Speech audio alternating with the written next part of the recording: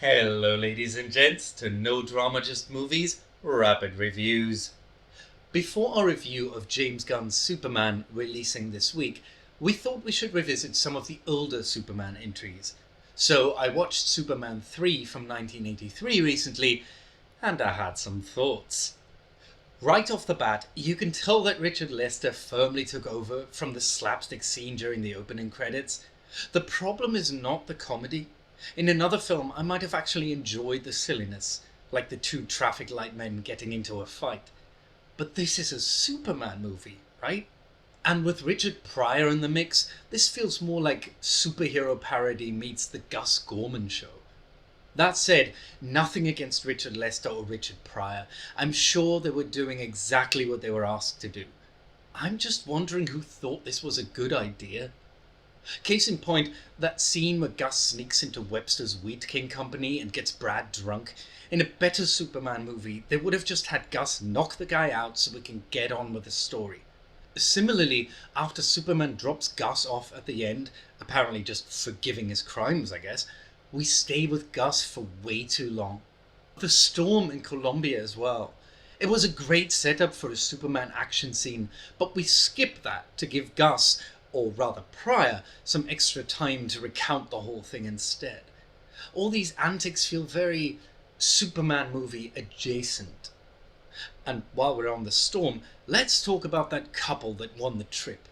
I'm all for showing us a familiar face in the destruction, someone we can identify with and root for or worry about, but these two overstayed their welcome. I didn't need to see them returning to the Daily Planet and cast a neck brace to Sue Perry. Between them and the vendor near the Tower of Pisa, it takes too much space away from Superman. I liked the picnic with Clark and Lana and the two reconnecting. I thought Annette O'Toole was a good addition. She brought a cozy country girl quality to Lana, a sweetness that matches Clark's. And I did appreciate the little detail of Clark wearing his red Smallville jumper like a cape. But we're doing the same thing again. Ross Webster is scheming with his sister, and Gus is doing his Richard Pryor thing, and meanwhile Clark is off with Lana in a romantic comedy, not aware of the danger. It lessens the tension. As much as I like the idea of Superman being this paragon of virtue, I was always fascinated with the corruption of that. I liked the shift here. Supes doesn't go from kind-hearted savior to drunk-coded destroyer in a heartbeat. It's more gradual than that, starting with a hint of arguably earned arrogance. When Superman suddenly puts his needs before others, there's a side of me that almost says, "You've earned this, man." Until it gets out of hand, of course. I like how his costume gets darker as well, grimier. It mirrors his internal corruption. From an acting point of view, I'm also glad to see that Christopher Reeve, after 2 outings as an overgrown Boy Scout, got to show off a different side of himself. I also like the fight between Superman and Clark. It was a good way to visually externalize the internal struggle.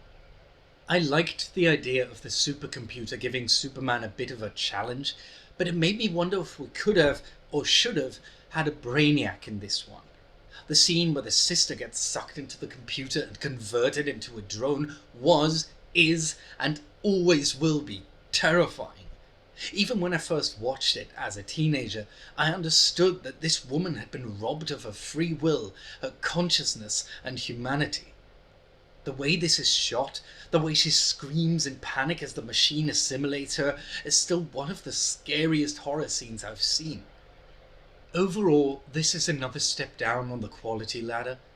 There were some good moments here, but with so many other characters and funny bits pushing to the front, there wasn't much space for a real Superman movie. And that's all. Roll credits.